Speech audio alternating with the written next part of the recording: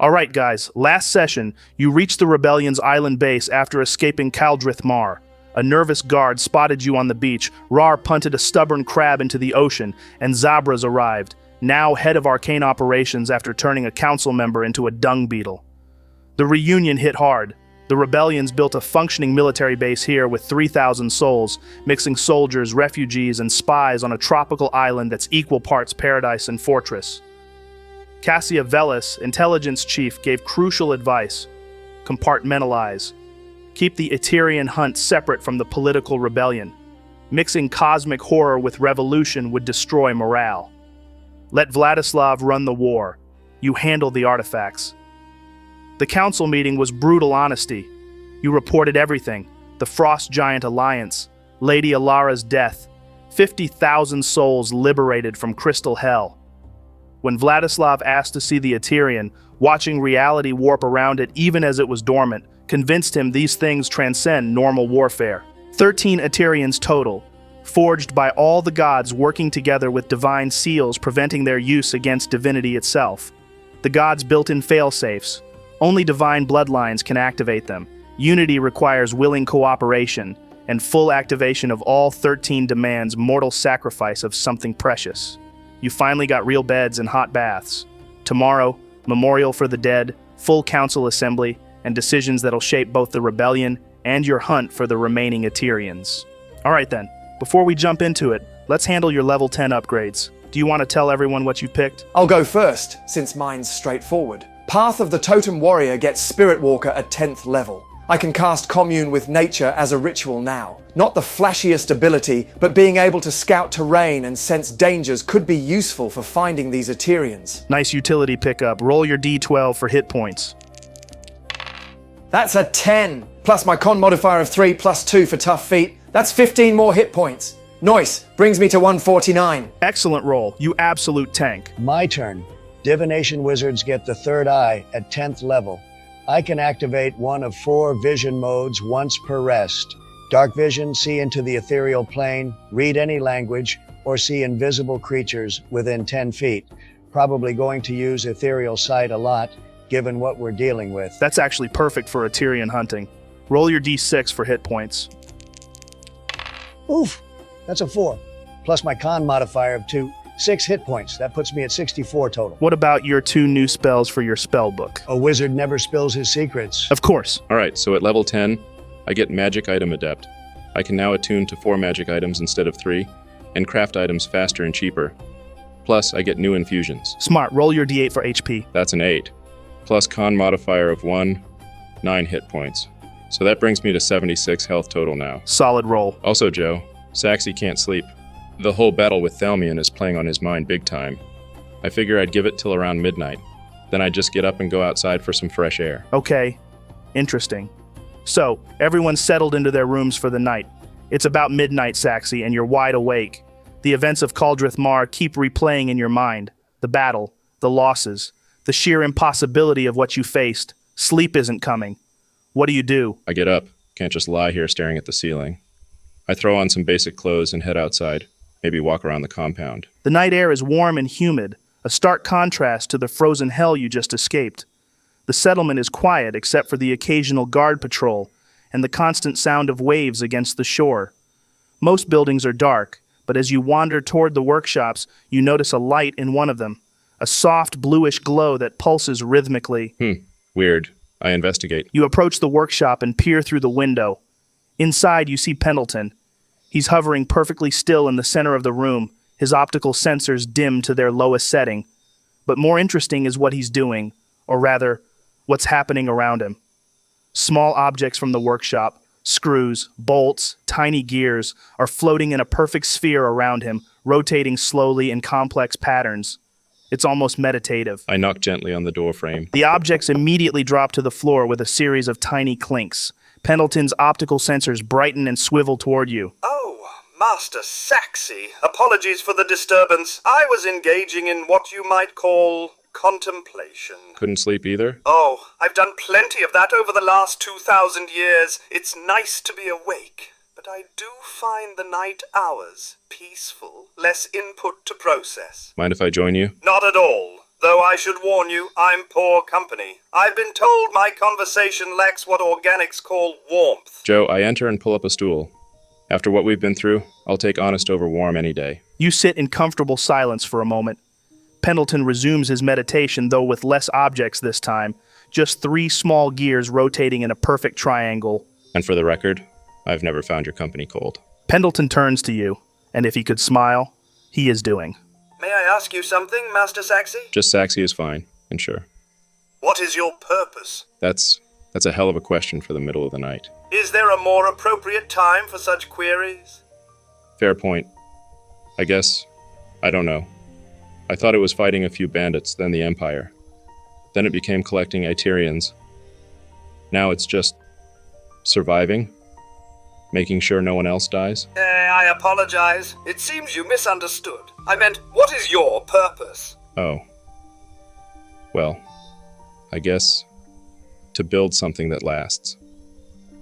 My family name is gone, but what I create, that could outlive any empire. Every innovation, every invention, that's my real inheritance. Not gold or titles, but ideas that change the world. I understand. What about yourself, Pendleton?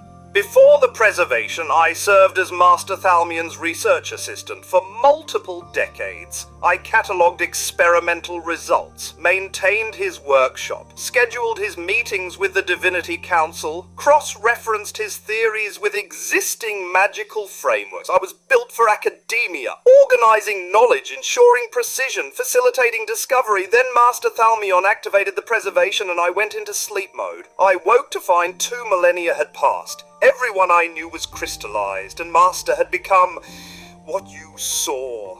Now they're all free. My original purpose is obsolete, and I find myself purposeless. You missed everything, the whole nightmare. In some ways, that might be worse. Master Thalmion suffered for 2,000 years while I simply wasn't. I failed to help him when he needed it most because I was powered down, stored away like common equipment. Joe, I lean forward. Did you talk to him about this? I attempted to. After we all left to sleep, Master Thalmion and I were alone for the first time since before.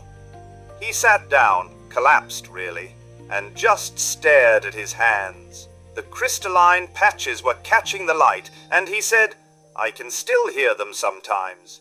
The echoes. The preserved? Yes. Then he looked at me and said something I'll never forget. His exact words were, Pendleton, I need to tell you something I should have said 2,000 years ago. I didn't build you to be my servant. I built you to be your own person. You were never meant for a life of servitude. Heavy. I responded that serving him was my primary function, my core programming. He actually laughed. Bitter, but genuine. He said, your core programming was to learn, to grow, to become. I made you capable of evolution, Pendleton. Not just mechanical learning, but actual growth. Why do you think you developed humour subroutines? Why you started predicting my needs before I voiced them? You were becoming something more than what I built. And then? He stood up, walked to the window overlooking the harbour and said, my era is over, Pendleton. The Omnitheon is dead. I'm just a relic who happened to survive. But you're not tied to that dead age. You're probably the only truly innocent thing to come out of Caldrith Mar. You didn't choose the preservation, you didn't cause it, you were just stored. Saved maybe for this moment. That's actually beautiful. I told him I didn't understand what he wanted from me. He said, I want you to do what I never could. Let go of the past. Find your own purpose. See this new world not through my eyes, but through your own. Make friends. Make mistakes. Make choices that have nothing to do with me or what I built you for. But that's terrifying for you, isn't it? Having no defined purpose? I said exactly that. His response was, good! Terror means you're alive! Really alive, not just functional. I suspect, old friend, that your era is just beginning. Mine ended in crystal and screams. Yours starts with possibility. Pendleton's optical sensors dim slightly, processing the memory. Then he gave me the direct instruction. see the world, experience freedom. And if you find someone worth traveling with, someone who treats you as an equal rather than a tool, consider it. He looked directly at me and said, that young artificer, Saxy. He understands machines but also respects them. He might be a good starting point. He specifically mentioned me. He said you reminded him of himself before the arrogance set in. Brilliant, but still capable of wonder, were his exact words. Pendleton could do worse than learning from someone who hasn't forgotten how to be amazed by discovery. I don't know what to say to that. He finished by saying, I'm giving you the same gift the preservation denied me, the chance to choose your own fate. Don't waste it cataloguing my failures. Go make your own successes, and maybe a few spectacular failures too. Those tend to be more educational. There's a long, heavy silence. The gears Pendleton was levitating slowly lower to the ground one by one, as if he's setting down a burden he's been carrying. His optical sensors dim, then brighten, cycling through patterns you've never seen before. Almost like he's experiencing emotions his creators never programmed. 2,217 years of existence, and this is my first real choice. Do you understand the weight of that, Saxy? I think I'm starting to. I've been watching you since we met. Not just analyzing, watching about the way you fought beside your friends, and the way you grieved when they fell. The way your hands shake slightly when you reload your rifle, not from fear, but from adrenaline you're trying to control. You're mortal, fragile, limited by organic constraints. And yet you stood against a god. We all did. Yes, but you did it with mathematics, with engineering, with the application of theoretical principles to practical destruction. Do you know how beautiful that antimatter shot was from a purely scientific perspective? You took an equation and made it into salvation. Pendleton floats closer, his voice modulator dropping to an almost whisper. I want to be part of that. Not serving, not following orders, but choosing to stand beside someone who turns knowledge into action. Your armor, your weapons, your tactical approaches, they're remarkable. But they could be more. Your reaction times, field of vision, target acquisition speed, all limited by biological constraints. But what if? What if those constraints could be overcome? You mean... Integration, symbiosis, not me controlling you or you commanding me, but two minds working as one. I could be your eyes where you cannot see, your calculations when time is too short to think, your memory when details matter, and you could be my hands, my choice maker, my anchor to what actually matters beyond pure data. The workshop seems to hold its breath. Even the sound of waves outside seems to quiet. This is a moment that will define both of your futures. Would you consider joining with me? The simultaneous question hangs in the air for a heartbeat, then another. You both stop, optical sensors and organic eyes widening in matched surprise. Then something extraordinary happens. Pendleton laughs.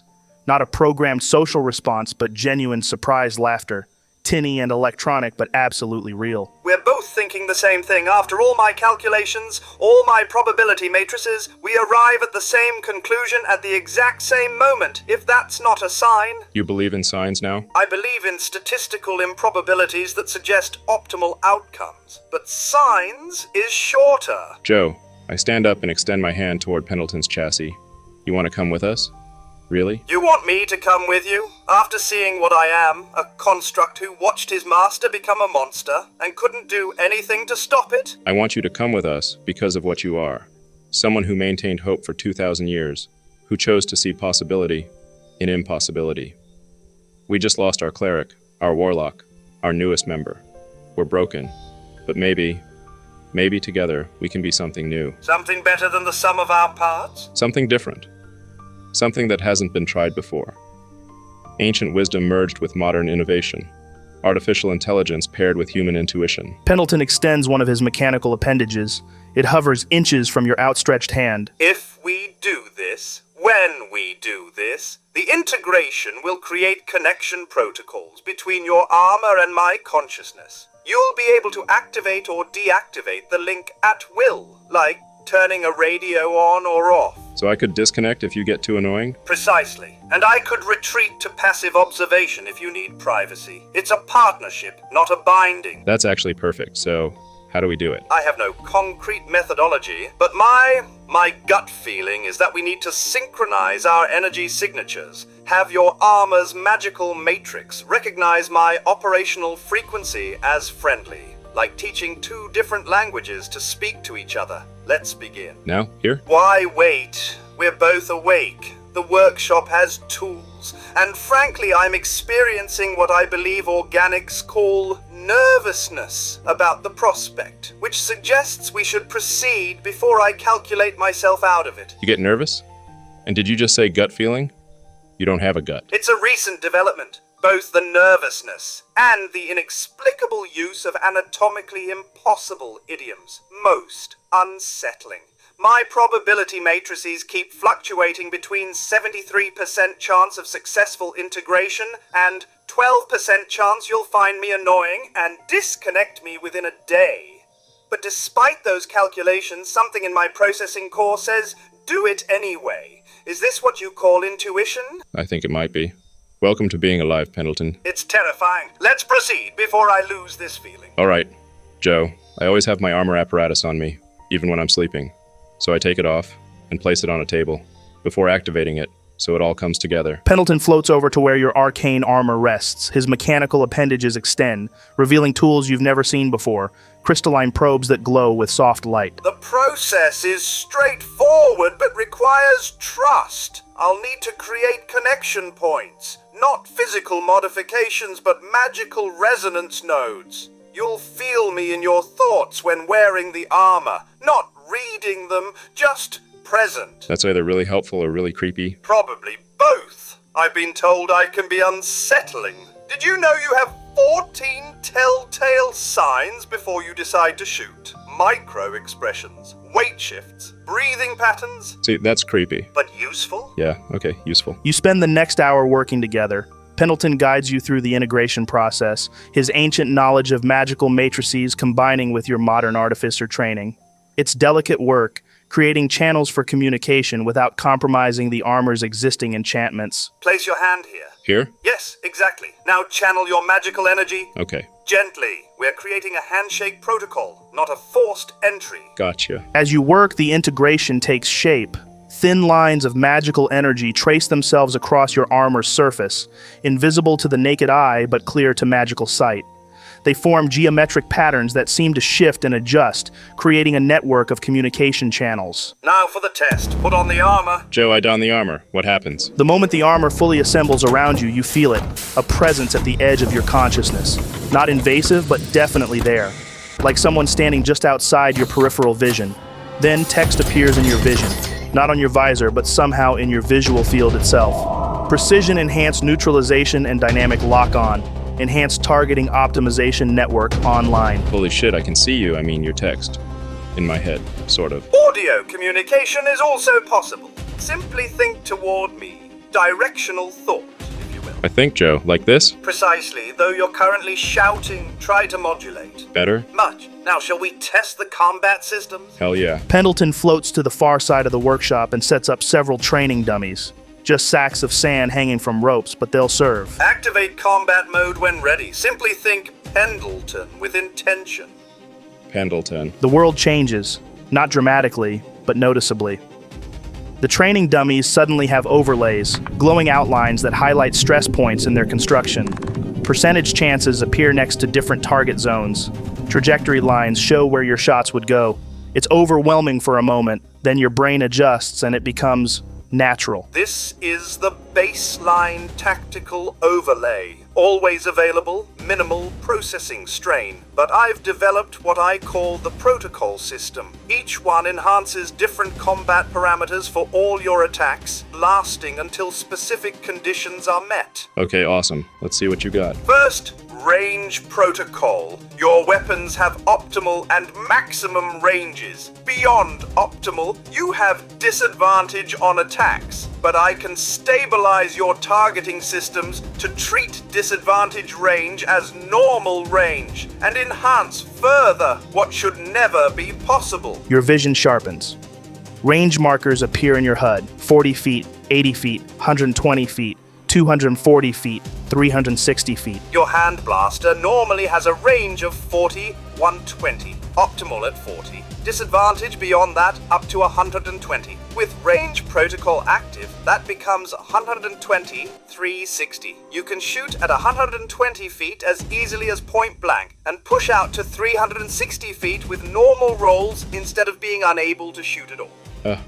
Well, Saxy doesn't know what you mean by rolls, but I'm gonna go with it. Your arcane cannon goes from 1,200 feet to 3,600 feet effective range. Holy shit, Joe, I want to test this. There's a nail on the far wall about 100 feet away. Yeah, I try against that. That would normally be a disadvantage shot with your hand blaster. But with range protocol, give me a normal roll. That's a 16. Your shot crosses the workshop and drives the nail deeper into the wood. A shot that would normally be nearly impossible is suddenly routine. Excellent. Deactivating range protocol. Now, power protocol. This reroutes energy to overcharge all your weapon systems. Your hand blaster begins humming with barely contained energy. You notice any weapon you might pick up would glow with the same power. Every attack you make this turn deals 1 additional weapon damage die. Your hand blaster goes from 1d10 to 2d10. If you used your rifle, it would gain the same benefit. The effect lasts until the end of your turn. Joe, I shoot one of the training dummies with the hand blaster. Roll damage with 1 extra d10. That's a 9 and a 7 plus 5 for 21 total damage. The training dummy explodes in a shower of sand and splinters. The raw power increase is immediately apparent. This is incredible, Pendleton. Deactivating power protocol. Now, accuracy protocol. I stabilize your entire armor system for perfect shooting platforms. All your attacks this turn gain advantage. Your armor suddenly locks into a firing stance. Gyroscopic stabilizers you didn't know existed hum to life. But you also feel your legs become almost immobile. The drawback. Your movement speed is halved until the start of your next turn. The computational power needed for perfect accuracy requires me to lock down mobility systems. Fair trade. Joe, I set up 3 gears on strings, swinging at different speeds. You've created a challenging moving target setup. I fire at all 3 with the hand blaster, using accuracy protocol. Roll 3 attacks with advantage. First, 19 and 12 taking the 19. Second, 15 and 18 taking the 18. Third, natural 20 and 14. Obviously, the 19 and 18 become 28 and 27. Every gear is hit dead center despite their erratic movement. Perfect. Now for focused assisted targeting systems. FATS. This is limited to twice per short rest due to the processing strain of partially merging our perceptions. The world suddenly slows. Not actual time dilation, but your perception accelerates so dramatically that everything seems to crawl. On the remaining training dummy, you see glowing zones. Head, arms, legs. When you hit with an attack roll of 10 or higher, I can guide your strike to cause additional effects. Headshots become automatic critical hits. Arm shots force a strength save or they drop their weapon. Leg shots reduce their speed to 0 until the start of your next turn. This is insane. Joe, I activate FATS and shoot for the head with a hand blaster. Roll to hit. That's a 14. That's 10 or higher, so the targeted effect triggers. This becomes an automatic critical hit. With the crit on a hand blaster, that's... only 17 damage. Wait, that seems like it's actually worse than Power Protocol most of the time. Power Protocol adds a whole damage die to everything, but FATS only crits if I hit well and uses limited resources. But FATS operates independently of the other protocols. It's not a protocol itself. It's a targeting overlay I can activate alongside any protocol. Oh. So I could use Power Protocol and FATS together. Precisely. power protocol for the extra damage die, then FATS to make it a critical hit, or range protocol to snipe someone's weapon from 300 feet. That's actually incredible. The combinations... That's deactivating. 1 use remaining before you need a short rest. Now, speed protocol. Your entire body feels lighter, faster. Your trigger finger twitches with barely contained speed. You gain 1 additional attack this turn, but the acceleration compromises accuracy. All attacks this turn are at -3 to hit. Joe, I rapid fire at the wall. 3 gunshots, and 1 with the hand blaster. Roll your attacks all at -3. Rolling. 18, 11, 9, and 23. Your shots spray across the wall. Some hit where you intended, others go wide. Interesting. Now, defensive protocols. 2 options. General defense grants +3 AC until the start of your next turn. Your armor suddenly bulks up, additional plating sliding out from hidden compartments. You look significantly more protected. Alternatively, specific defense. You choose 3 damage types when you gain this feature. While active, you gain resistance to those types until the start of your next turn. Which 3 types would you prefer? Fire, lightning, and cold seem most common. Configured. When activated, your armor will adapt its defensive matrix accordingly. The armor shifts again, energy fields shimmering across its surface in patterns matching those damage types. What about combining these protocols? Is there any chance of that? That's overcharge protocol. I can maintain 2 protocols simultaneously, but it causes severe system strain. So it's possible. Yes, but you would immediately take 2d6 force damage. This damage cannot be avoided. It's the price of pushing beyond safe limits. Let's test it. Overcharge with power protocol and speed protocol. Your entire armor glows with barely contained energy. Sparks fly from every joint. Steam begins venting from emergency ports. Warning, reactor strain at 67%, 78%, 89%. Critical threshold imminent. Joe, I unleash everything at the wall. 4 attacks with speed protocol, all with power protocol's extra damage die. Roll 4 attacks at 3, each dealing an extra d8 on hit. First, 15 to hit. Second, 17. Third, 14. Fourth, blaster, 18. Roll damage for each with the bonus die. First, 21 damage. Second, 19 damage. 15 damage. Fourth, 21 damage again. The workshop wall is devastated. Holes everywhere, structural damage, one section starting to collapse. Overcharge complete. Feedback damage incoming. The armor's glow suddenly inverts, pulling inward. Energy discharges through your body. Roll 2d6 force damage. That's 8 damage. Worth it for that output, but ow. Now, our ultimate option. MATS, Mass Auto-Targeting System. This requires absolute commitment. Explain. When you make no attacks of any kind during your turn, not even opportunity attacks or reactions, I store kinetic energy. 20 force damage per round, maximum 100 after 5 rounds of charging. When released as an action, this becomes auto-hitting force projectiles that ignore cover and line of sight, striking any targets within 100 feet. You can divide the damage however you choose. So I could charge for 3 rounds, store 60 damage, then split it between 6 enemies for 10 each? Or deliver all 60 to a single target. The projectiles phase through obstacles using quantum tunneling principles I won't bore you with. They simply cannot miss. Pendleton projects a holographic simulation, glowing orbs weaving through walls, around corners, converging on targets from impossible angles. The tactical applications are significant. Enemies behind total cover. Invisible foes, you know, are present, finishing a fleeing enemy, but it requires patience. Multiple turns of not attacking while allies fight. I can imagine most of its versatility would be out of combat for that one, but holy fuck, this is insane. We've turned me into a walking weapons platform. With limitations. But as you grow, I have no doubt you will learn to surpass them. I think you should get some rest, Saxy. I agree. Good night, Saxy. Good night, Pendleton. Pendleton hovers off, beginning to explore the rebellion base with obvious curiosity, his optical sensors sweeping across every detail. Impressive. Fucking, you scared me, but the upgrades? Yeah, they are impressive. I'm still processing what we just... No, him. The way he almost called you master. The way he caught himself. Do you understand what that means? That he's still adjusting He's choosing. Every time.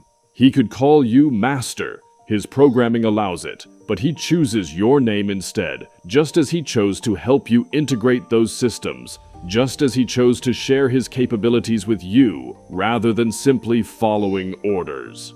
Softer. I spent 2,000 years frozen, believing I'd failed him.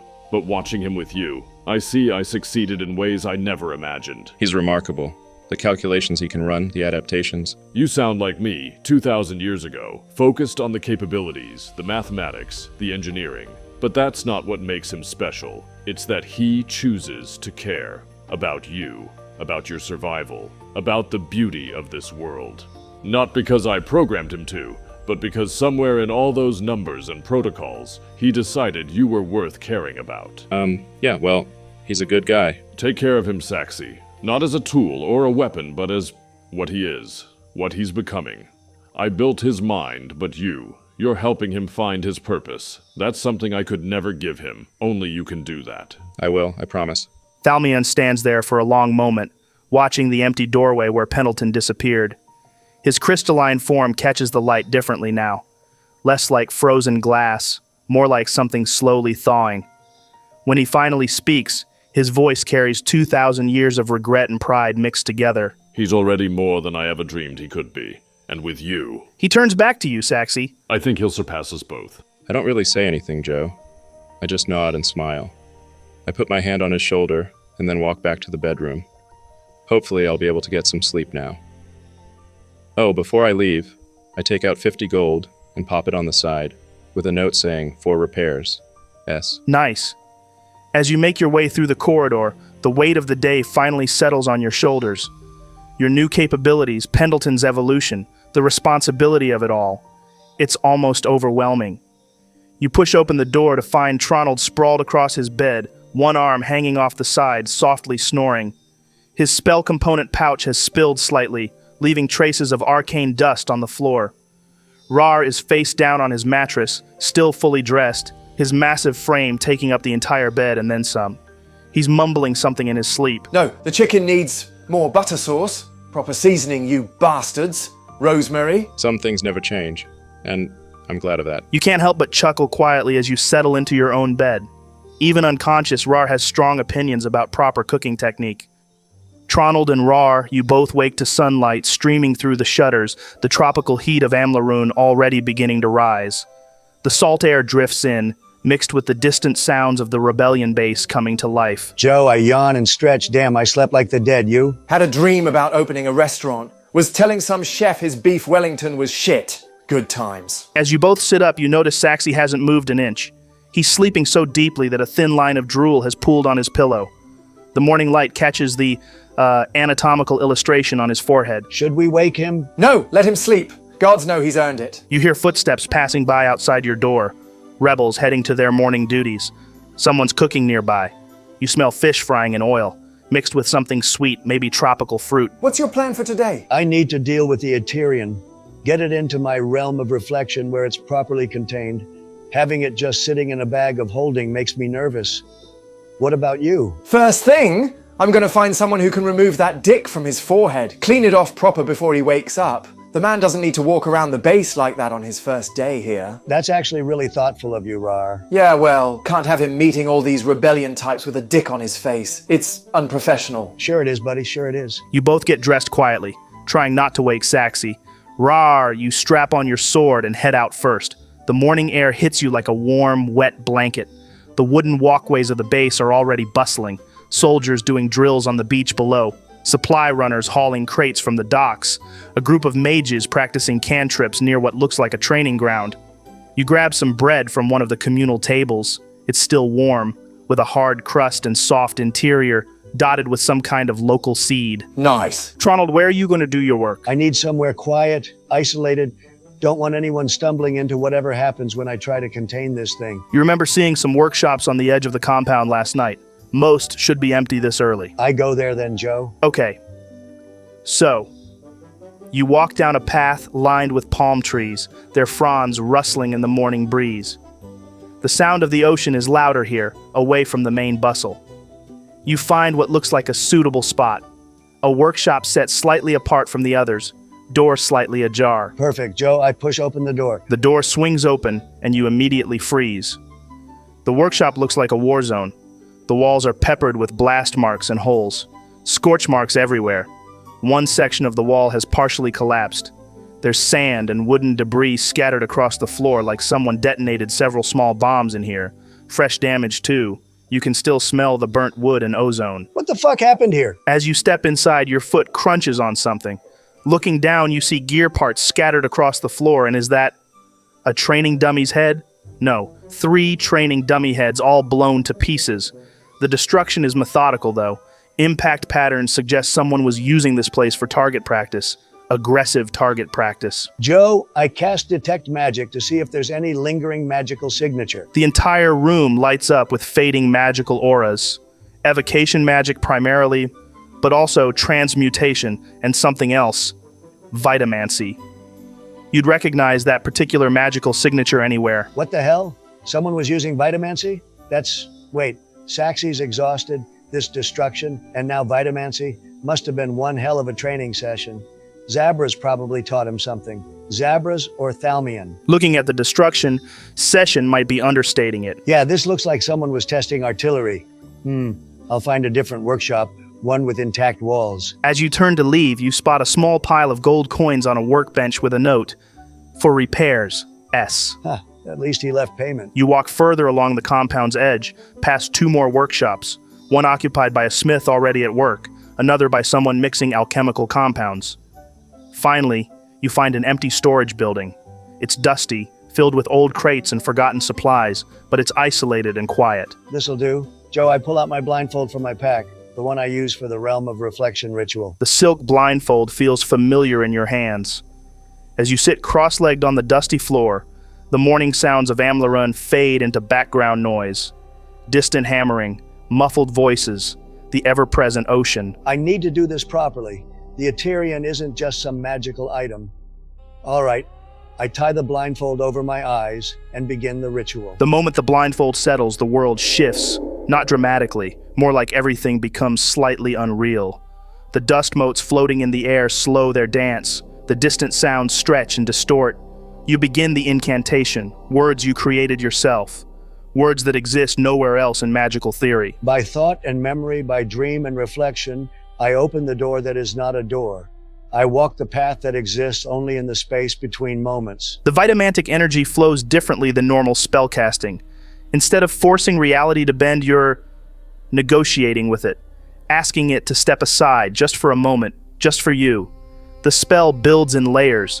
First the framework, then the emotional component, the longing for a space that's truly yours. Where echoes become real, where shadows have substance, where the mind's eye opens fully. The temperature drops. Not cold exactly, but the absence of temperature, as if the very concept of hot and cold has been politely asked to wait outside. Your breath mists in air that isn't cold.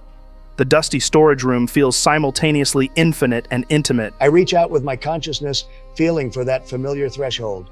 Mirror of mind, sanctuary of self, I claim entrance to my own creation. The ritual words resonate with something deeper than sound. They vibrate in the spaces between your thoughts, in the pause between heartbeats. Reality ripples like water when a stone breaks the surface. The spell is almost complete. You can feel it.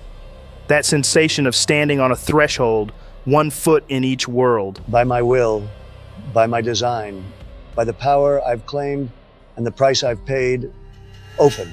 The word open doesn't echo, it becomes. The dusty floor beneath you isn't gone, but it's no longer important. It's like background noise you've chosen to ignore. In its place, or perhaps overlapping it, is something else. A path of silver mist, solid enough to walk on but fluid as thought. The entrance to your realm of reflection manifests not as a door or portal, but as a gentle unfolding of space itself. I stand, both in the storage room and not, and step forward into the mist. The transition is seamless. One moment you're surrounded by crates and dust, the next you're walking through silver fog that parts before you like a living thing. The mist has texture, not wet but present, substantial. It clings to you briefly before releasing, as if recognizing you as its creator. With each step, the storage room becomes less real, less relevant, until it's just a distant memory of a place that might exist somewhere else. The fog begins to clear, and you see it. The cottage. Your cottage, built from memory and longing, stone walls dusted with moss that never grows, wooden beams that age but never rot. The door stands slightly ajar, as it always does here, waiting. I push open the door and step inside. The interior is exactly as you remember creating it, exactly as it was when Aerith and Elendor were young. Wooden floors scattered with phantom toys that were never quite real. Golden sunlight streaming through windows that look out onto nothing, casting warm shadows that shouldn't exist without a sun. The scent hits you immediately, fresh bread that was never baked, wildflowers that never grew. This place never gets easier to visit. Joe, I walk to the center of the main room and call forth the first Aterian, the one Vazuriel gave me that's been stored here. You reach out with your will, and the Aterian responds immediately. It emerges from wherever it rests in this space, not from a specific location, but from the realm itself. The cottage reacts to its presence. The false sunlight flickers, the phantom scents waver. Even though it's been here before, the Aterian still feels alien in this place built from memory. There you are. The Aterian hovers at chest height, rotating slowly. In the realm of reflection, it looks different than in physical space. More real somehow. You can see through its crystalline surface to something that might be its heart, or might be the absence of one. Now for the second one, I pull out the Aterian we just retrieved from Kaldrith Mar. The moment the second Aterian emerges, the first one's rotation accelerates slightly. They're aware of each other. The new Aterian is different. Where Vazuriel's pulses with controlled malevolence, this one radiates exhaustion. 2,000 years merged with Threnos has left marks on it, scars almost in its crystalline structure. I release it, positioning it about 3 feet from the first. The second Aterian rises to match the height of the first. They begin a slow orbit around each other, not touching, but clearly connected. The air between them shimmers with potential energy. In the cottage's false sunlight, they cast shadows that don't match their shapes, shadows that suggest larger forms, older forms. The wooden floor beneath them starts to frost over, delicate patterns of ice that spell out words and languages that predate human speech. 2 of 13. Indeed. The voice comes from everywhere and nowhere, not behind you, not beside you, but from the space between sounds. You turn, and Aerith is there, not stepping out from hiding, but simply existing where he wasn't a moment before. He looks better than in your scrying vision. Here in the realm of reflection, he appears as he was before, young, strong, unmarked by the tendrils that bind him in the Akashic records. You found another, I see. Aerith, damn it, you're not really here, are you? This is just an echo, a reflection. Does it matter? As he speaks, you notice something different about this manifestation. The sunlight streaming through the window actually casts his shadow on the floor, something that's never happened before. When he shifts his weight, you hear the floorboards creak. The air around him seems to displace naturally, as if he has actual mass. You seem more real than before. More here. I am more here. The Aterian you just claimed. Its energy reverberates through dimensions. I can draw on that, anchor myself more firmly in this reflection of yours. It won't last long, but while it does... He opens his arms wide, an invitation and an offer. The gesture is so achingly familiar, exactly how he used to greet you when you'd return from long journeys, back when he was young and eager for his father's approval. I can actually embrace you if you want. Without hesitation, I cross the room in 3 quick strides and pull him into a fierce hug. God, I've missed you. I've missed you so much. For a moment, Aerith feels completely real in your arms. Solid, warm, alive. You can feel his heartbeat, smell the familiar scent of ink and parchment that always clung to him from his studies. He hugs you back just as fiercely, and you feel years of grief and guilt begin to crack under the pressure of this impossible moment. I felt the whole thing, you know. The battle with Threnos. Aerith steps back slightly to look at you properly, his hands remaining on your shoulders. The weight of them feels real, solid, warm. The way you commanded the avatar of the Maker. Father, that was incredible to witness. I was terrified the entire time. I had no idea what I was doing. That's what made it so beautiful. Speaking of Thalmian, Christ, Aerith, 2,000 years, can you imagine? 2,000 years merged with that thing, feeling it whisper in your mind, slowly losing pieces of yourself? Aerith walks to the window, gazing out into the swirling mist beyond the cottage walls. I can imagine it better than I'd like. Time works differently where I am, Father. Sometimes a moment stretches into eternity. Sometimes centuries pass in a blink. But to be conscious through all of it, aware of what you're becoming. Thalmion's sacrifice was greater than any of you realize. We gave Threnos a quick death even if he didn't deserve it, and Thalmion was freed. The Eterian rotates slowly in the air between you, and in the cottage's strange light you can see something like faces in its crystalline depths. Not clear enough to make out, but suggestions of features, hints of the hundreds of thousands of lives it touched during Thalmion's reign and destruction. Jesus, are those the people he killed? Not killed. Not exactly. The Eterian doesn't just grant power, Father. Every life it touches leaves an imprint. They're not conscious, not suffering, but they're remembered. In a way, Thalmion carried all of them with him. Their hopes, their fears, their love for the people they left behind. Every gift these things give comes with a curse attached, doesn't it? A sad smile crosses Aerith's face. That's what the Eterian are, Father.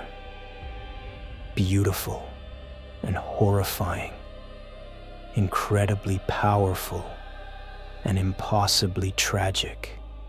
They're fragments of something that was never meant to be broken apart, carrying the weight of everything they've witnessed. And now I have two of them. Yes, they're pieces of the same whole, Father.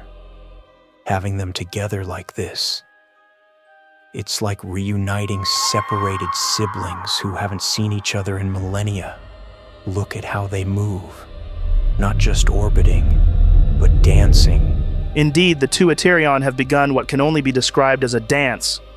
Their orbits interweave in complex patterns, sometimes spinning close enough to almost touch before spiraling away again. The frost patterns on the floor beneath them have formed intricate mandalas that seem to shift and change as you watch. It's hypnotic. The Eterian weren't meant to exist separately. Every moment they spend apart causes a kind of cosmic pain, a wound in reality itself. But Father... His voice takes on a more urgent, intense quality, his eyes sharpening with the importance of what he's about to say. This is important. What you're learning about yourself, about Lord Tanavir. It's connected to all of this. What do you mean? Lord Tanavir was brilliant, powerful, but in the end, utterly alone. But you, Father, you learned how to love. You learned how to be vulnerable, how to trust others, how to admit when you're wrong. The Eterian above you pulse in unison, their light reflecting off the cottage's windows and casting rainbow patterns across the walls. The phantom sunlight seems to respond to them, growing warmer, more real. Sometimes I feel him, you know, Lord Tanavir, like he's just under the surface, waiting to emerge. And it terrifies me because what if he takes over? What if I lose myself the way Thalmion lost himself? That won't happen. Aerith, I need to ask you something, and I need you to be honest with me. When you spoke to me through the scrying, when you warned me not to destroy the Eterian, how much of that was really you? And how much was influenced by where you are? By what you've become? Aerith pauses, clearly taking the question seriously. His expression grows thoughtful, almost troubled, as he considers how to answer. That's complicated. The knowledge I have access to is vast, almost overwhelming. It's easy to lose yourself in it. But Father, the core of what I told you, the warning, the plea to trust them that came from me, from your son who loves you and wants to see you succeed. And the rest? The implications about the architect, about what the Eterian really are? It's true as far as I can determine. You're gathering the Eterians, keeping them safe, protecting them from those who would misuse them. That's enough. The greater questions, the cosmic implications, those will reveal themselves in time. Tronald, you can feel Aerith starting to fade. Aerith, before you go, tell me about Elendor. I released his fragment in the realm before, but is he at peace? Really at peace? He's nothing, Father. You know why. I know. His form begins to grow translucent, the solid weight of him that allowed the embrace starting to dissipate. You can see the cottage wall through his chest now, though his face remains clear. I have to go now. Will I see you again? Like this, I mean, solid, real. And he's gone. Not dramatically, just absent. The cottage feels emptier without him, but not bereft. The warmth lingers. The sense of approval and love remains. Above you, the two Eterian continue their slow orbit, but somehow they seem less alien now, less threatening. They're guests in this space of memory and hope, and like all guests in a loving home, they seem to be absorbing something of its nature. Ugh, Joe, I look up at the two Eterians orbiting. You two stay here. Stay safe. The Eterian pulse once in unison, their light casting prismatic rainbows across the cottage walls. Time to go. I focus on leaving. You focus on leaving the meditative state, and the cottage begins to fade around you, not disappearing, just becoming less immediately present. The silver mist rises again, carrying you back toward the physical world, but the weight of Aerith's words travels with you. You're not walking this path alone. You never were. The storage room reasserts itself slowly, mundane reality flooding back in degrees. You remove the blindfold to find that barely any time has passed at all. All right, Raarh, that brings us to you. You've left your quarters with the noble mission of finding someone to remove the artistic addition from Saxi's forehead before he wakes up. Where do you start? I need someone magical, like someone who knows cleaning spells or whatever. So what's the plan? How would I know, Joe? I'm just going to start walking until I find someone who looks magical. Fair enough. You step out into the morning sun, squinting at the brightness. The rebellion base is fully awake now, soldiers jogging past in formation, the clang of metal from the smithy, someone yelling about missing breakfast rations. You start walking with no particular destination, just looking for anything that screams, magic person here. Morning, Sir Raarh. Yeah, morning. The soldier gives you a respectful nod, but keeps his distance. Word has clearly spread about your group's return and losses. You pass the training grounds where soldiers are drilling with spears. Keep formation, stop gawking. Joe, I keep walking, looking for robes or pointy hats or some magical bullshit. You wander past the kitchens where the smell of frying fish makes your stomach growl, past the smithy where the heat is already unbearable. A group of children playing with wooden swords stop and stare at you. You're the big green one who fights monsters. Sometimes, kid. You practicing to fight them too? Yeah, I'm gonna be big like you. Good. World needs fighters. Keep your guard up, though. You're dropping your left. I nudge his arm slightly into position. You actually take a moment to adjust the child's stance before moving on. The kids immediately start practicing with renewed enthusiasm. You continue through the base, getting increasingly frustrated. There's got to be some magic people somewhere on this fucking island. As you continue wandering, you catch a whiff of something medicinal on the breeze. Herbs, potions, that distinctive smell that makes your nose wrinkle. Following the scent, you round a corner near the base's eastern edge and spot what you've been looking for. The medical station is a series of connected wooden buildings with canvas roofs, positioned to catch the ocean breeze. You can smell various herbs and potions mixing with the salt air. Several healers are already at work, binding minor wounds from training accidents, distributing hangover cures to soldiers who celebrated too hard last night, mixing salves for the tropical heat rash that afflicts newcomers. Nice! I look for someone who doesn't look too busy. Maybe someone young who won't ask too many questions. Okay, fair enough. So you spot a young woman, maybe 20, organizing potion bottles with the kind of intense focus that suggests she's new and trying to make a good impression. She's wearing light blue apprentice robes that are slightly too large for her, and she keeps pushing her curly red hair out of her face as she works. Perfect. I walk up to her. Hey, you, healer girl. Oh, yes, sir. Are you injured? You're one of the ones who just returned, aren't you? Yeah, that's me. Look, I need a favor. Nothing big, just a quick cleaning spell. Cleaning? But that's not really medical magic. I mean, I know prestidigitation, but... Great, perfect. Come with me. But I'm supposed to be organising these potions for Master Elric, and... It'll take 2 minutes. You can tell Elric that one of the heroes who just fought a god needed your help. That'll shut him up. Roll a persuasion check, Raarh. Oh, I'm not persuading. I'm intimidating, in a nice way. Are you just saying that so you can use your strength? Damn right I am. Fair enough. Roll it for me.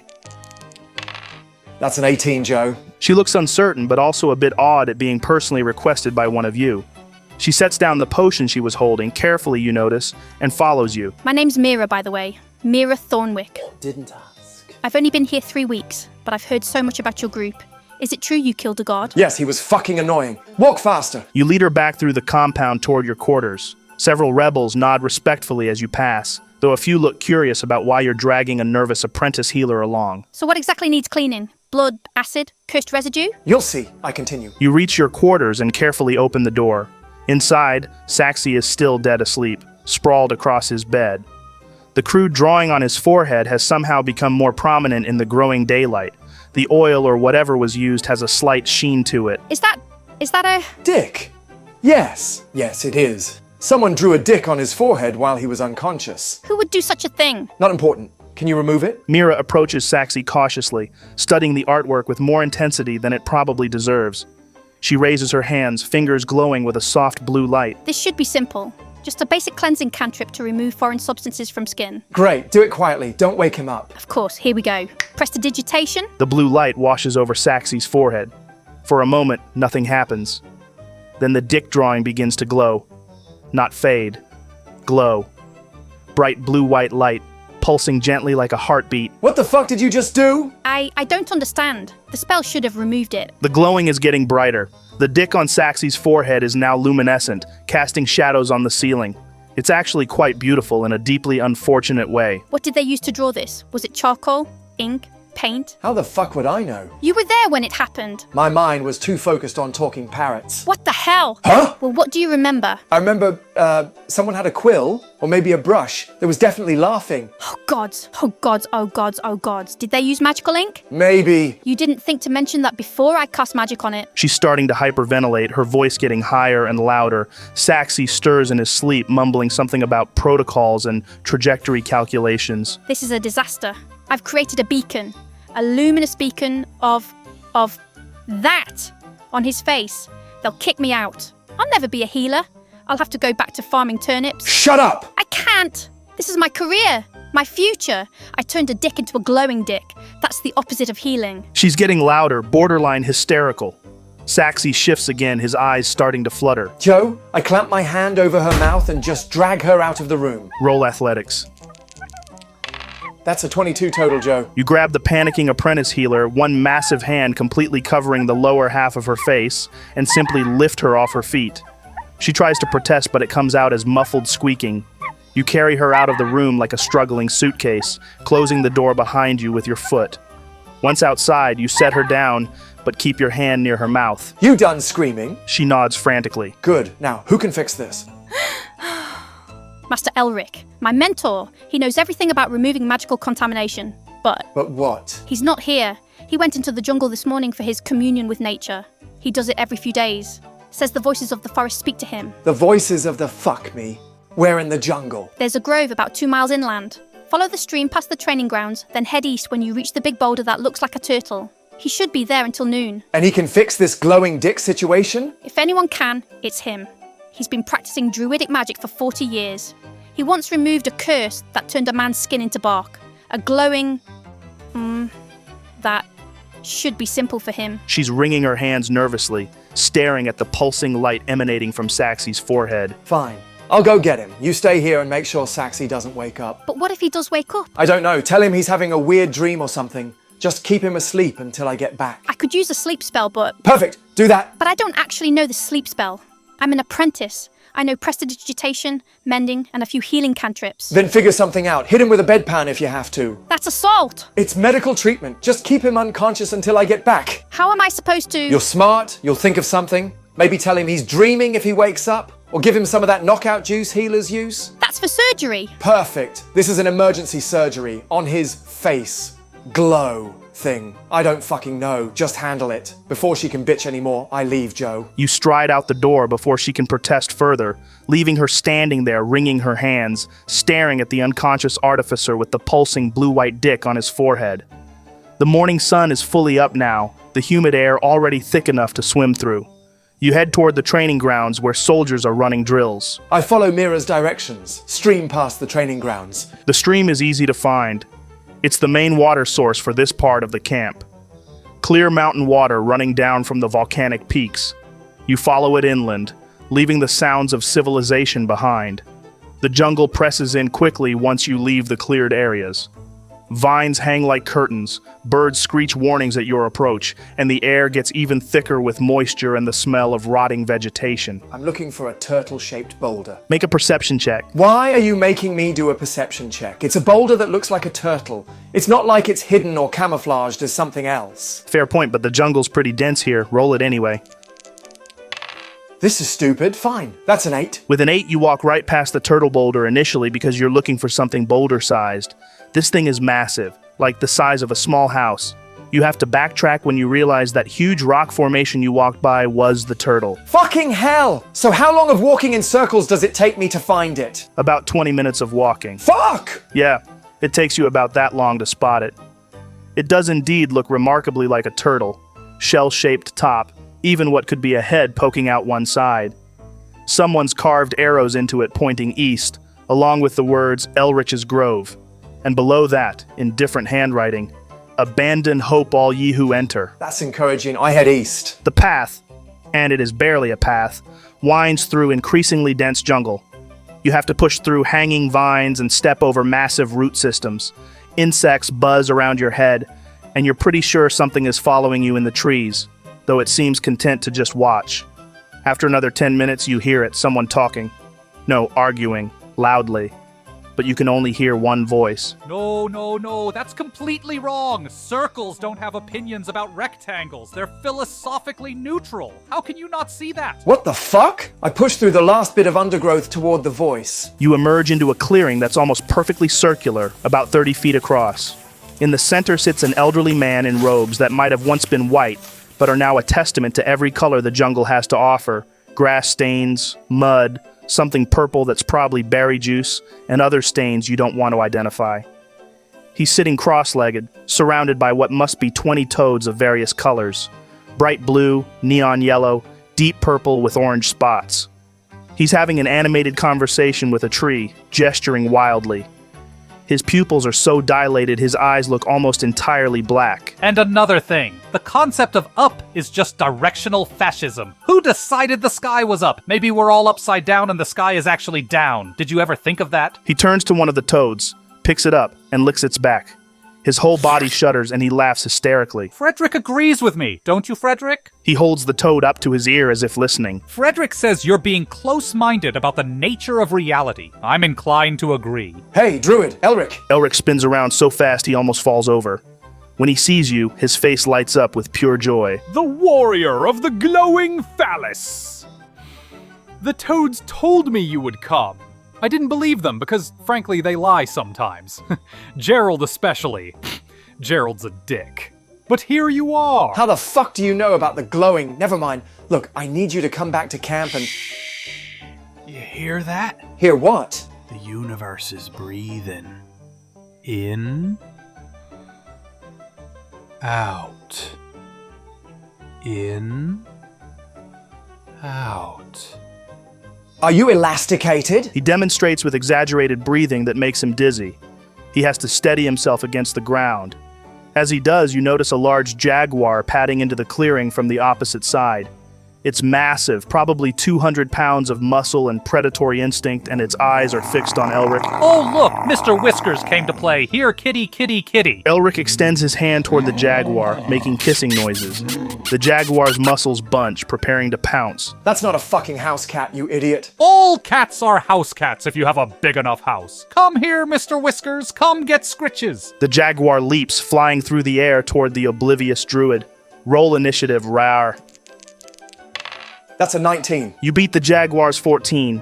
You have just enough time to react before it reaches Elric, who's still making kissy faces at it. I charge forward and grab the jaguar mid-leap. Just fucking catch it in a bear hug. With your strength, that's not a problem. You surge forward and catch the jaguar around its middle while it's still in the air. Its momentum carries you back a step, but you've got it. The cat yowls in surprise. It clearly wasn't expecting its prey to be defended by someone who can bench press a horse. I'm gonna yeet this cat. Just fucking throw it into a tree. Roll a strength-based attack. Natural one. Fuck! You grab for the jaguar, but it twists in your grip, and suddenly 300 pounds of angry cat is clawing its way up your torso. Its claws rake across your chest. My nipples! Finding your nipples with uncanny accuracy. Take 4 slashing damage as it uses your chest as a climbing wall. The jaguar is now on your shoulders, its back claws digging into your shoulders while its front paws bat at your head. Fuck this! Joe, I rage! Your muscles bulge, veins pop, and your eyes go red. The jaguar seems to sense the change and tries to leap away. Oh no, you don't! I grab it by the tail! Roll athletics with advantage from your rage. That's a 16 and a natural 19, so 28 total. You snatch the jaguar's tail just as it tries to escape. With your rage-fueled strength, you start spinning like a hammer thrower. The jaguar's confused yowling doppels as it whips around in circles. On the second rotation, its head clips a tree. Bonk. On the third rotation, another tree. Bonk. The cat's yowls have become more of a dizzy groan. With a final roar, you release. The jaguar flies, about 40 feet before hitting a tree trunk with a meaty thud. It slides down, takes 2 wobbly steps, vomits, looks at you with what can only be described as profound confusion mixed with a concussion, and then stumbles off into the jungle. Why did you throw my friend? He was just coming to give me aggressive cuddles. That was a jaguar. It was going to eat you. Eat me? Don't be ridiculous. We're all just cosmic energy pretending to be separate entities. You can't eat energy. You can only transform it. He picks up another toad, this one bright red with blue spots, and licks it thoughtfully. Although Miranda here makes a good point. Energy can be transferred through consumption.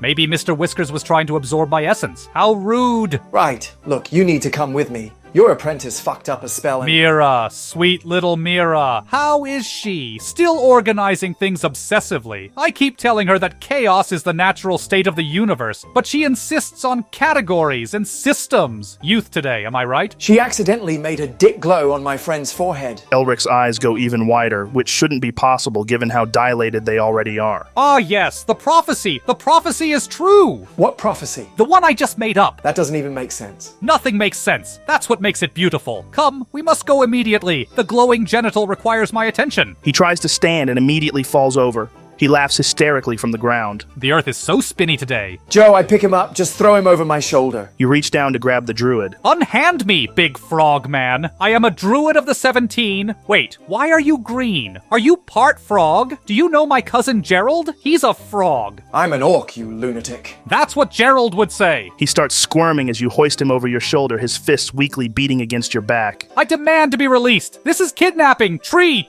Tell everyone I'm being kidnapped by a giant frog. After about 10 seconds of futile struggling, he suddenly goes limp. Oh, this is actually quite nice. I can see so much from up here. Hello, ants. Hello, butterfly. Hello, other butterfly that might be the same butterfly moving really fast. Are you done? You know what? This is efficient. I should have thought of this. Do you hire out? I could use a giant frogman to carry me places. I'll pay you in wisdom. I'm not a frog. That's exactly what a frog in denial would say. It's okay. Gerald was in denial too. He got better. Well, actually, he got worse, but then he got better. He's now completely relaxed, occasionally reaching down to pet your back like you're some kind of mount. Onward, noble steed, to glory, to adventure, to the glowing phallus that needs my attention. You start making your way back through the jungle, the druid draped over your shoulder like the world's most talkative sack of potatoes.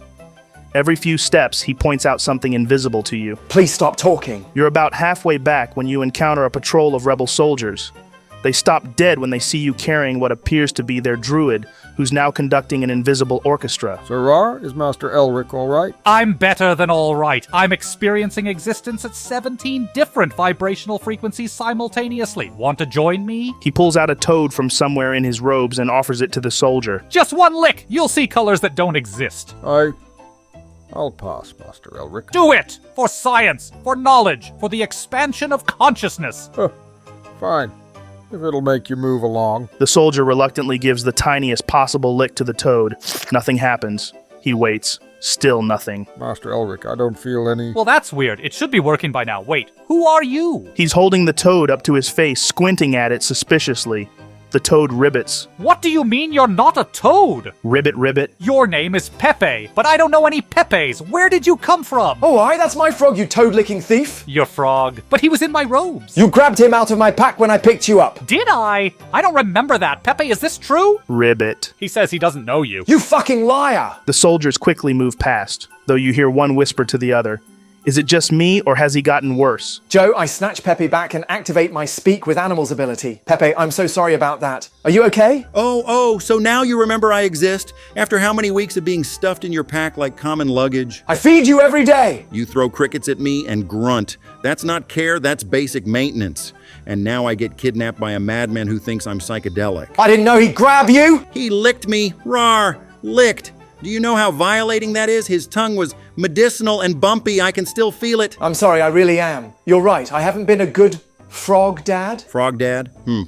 A real frog dad wouldn't let strange druids molest his amphibian son. Amphibian son? You carry me everywhere. I'm basically your wet green child. That's, weirdly accurate. Look, I'll make it up to you. Fresh flies when we get back. The fancy ones. The blue ones that buzz? Yeah, those ones. Acceptable, but I'm riding somewhere with a view this time. Joe, I tuck Pepe into the front of my pants so his head pokes out near my belt. Pepe settles into what can only be described as your crotch region, his little frog head poking out just above your belt buckle. Pepe has merged with the bugle. This man is insane, Raarh. Yeah, but we need him. You continue through the camp, and Elric's behavior becomes increasingly erratic. As you pass the kitchen, he starts crying. Fucking hell. You reach your quarters and duck inside. Mira is there, looking frazzled. Saxy is still asleep, but he's twitching and mumbling. The glowing dick on his forehead is pulsing faster now, almost urgently. Master Elric, thank the gods. I don't know what happened. The prestidigitation spell interacted with something and— Magnificent! Elric slides off your shoulder and literally crawls over to Saxy's bed.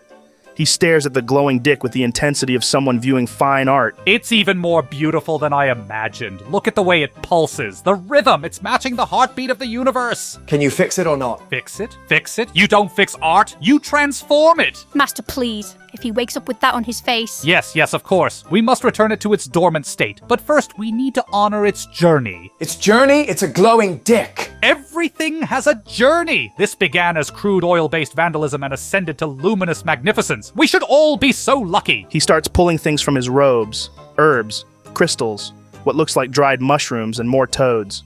He arranges them in a circle around Saxy's head. I don't like this. It's okay, my son. Don't be scared. Now, the ritual requires precise movements and incantations. Observe! He begins dancing. There's no other word for it. He's doing some kind of interpretive dance around Saxy's unconscious form, occasionally licking toads and making whooshing sounds. Is this actually magic, or is he just high? With Master Elric, it's usually both. As he dances, something actually starts happening. The herbs begin glowing, the crystals vibrate, and the toads start croaking in harmony. The glowing dick on Saxy's forehead pulses in time with the rhythm. Now for the transference. The energy must go somewhere. It cannot be destroyed, only moved. Wait, what do you mean transference? The glow must pass to another. It's the law of conservation of embarrassment. That's not a real law. It is in my grove. Before you can protest further, Elric slaps his hands together and then touches both Saxy's forehead and yours simultaneously. There's a flash of blue-white light, a sound like someone gargling lightning, and a sensation of something warm passing through you. When your vision clears, Saxy's forehead is clean, completely normal. Mira gasps and points at you. So Raarh, your forehead. No fucking way. You reach up and feel warmth emanating from your forehead. Looking in the small mirror on the wall, you see it. A glowing, pulsing dick right in the middle of your forehead, shining like a beacon of poor life choices. Perfect. The energy has found a new home. It should fade in about an hour or 3. Definitely by sunset. Probably. You son of a— Now I must go. The toads are telling me the kitchen is making soup, and I need to warn the vegetables about their impending doom. Farewell, penis warrior. He grabs his remaining toads and literally skips out of the room, singing something about the consciousness of carrots. Orange-stalked prophets, the carrots hum beneath the loam. A chorus of root I'm knowings that chew so light sorry, into Sir memory, Raarh, spitting but at least your friend chlorophyll won't wake up with— quantum riddles through their crooked veins. Saxy, it's at this point you wake up. Huh? What's all the noise about? Saxy sits up, rubbing his eyes. The first thing he sees is you, Raarh, with a glowing dick on your forehead, pulsing like an obscene lighthouse. Raarh, why is there a glowing cock on your face? It's a long story. And why do I taste acid? That would be the sleep side effect. Very normal. Nothing to worry about. A woman you've only just noticed is backing toward the door slowly. I should go. Potions to organize. Very important. Thank you for your service, Sir Raarh. The rebellion appreciates your sacrifice. She flees. You're left standing there, a glowing dick on your forehead, while Saxy stares at you in complete bewilderment. So, rough morning? You have no fucking idea. And that's where we'll leave this session. Standing in your quarters with a glowing dick on his forehead that's supposedly temporary, while Saxy tries to piece together what happened during his unconsciousness. The sun continues to rise over Amlaroon, and somewhere in the distance, you can hear Elric arguing with the kitchen staff about the ethics of boiling water. If you enjoyed this episode, make sure to let me know. And if you want to get early access and massively support the channel, you can do that on Patreon. The link is down below.